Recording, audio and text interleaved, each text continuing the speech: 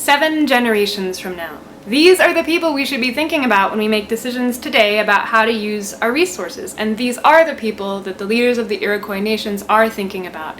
This concept of 7 generations in the future and thinking of them, that's a part of the constitution of the Iroquois nations. And it's a really beautiful way to lift humans out of their, what I would call, dinner and diaper mentality.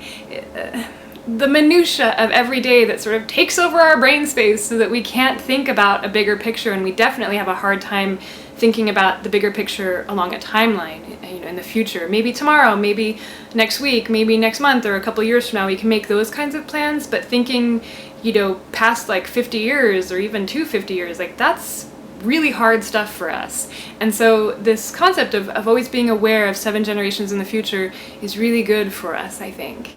I'm talking about it on this blog because people, artists who copyright their art, they could use a good dose of 7th generation thinking.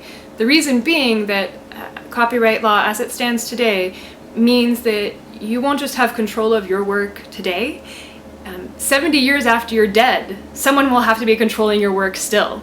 So maybe you like that. Maybe you like the idea that your children and your children's children can exploit your work and make money off of it and support themselves, and you feel like that's good because then you're helping to support your children and your children's children.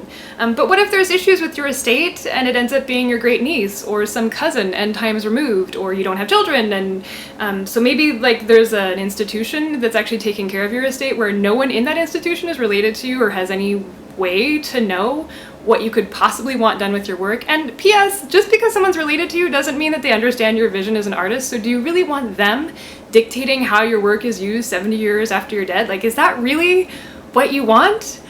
I get why copyright feels good today. I get why it's hard to put your work in the public domain or even free up some, parts of your work using Creative Commons. I get that. I get that it's scary to release your work in that way. I get why the control of your art today feels good. I don't agree with it, but I get why people copyright their work in the present.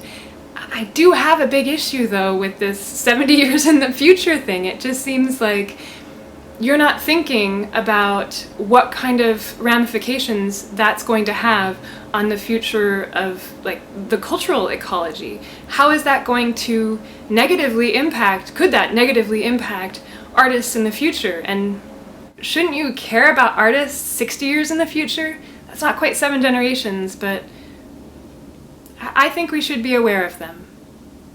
I think it's right.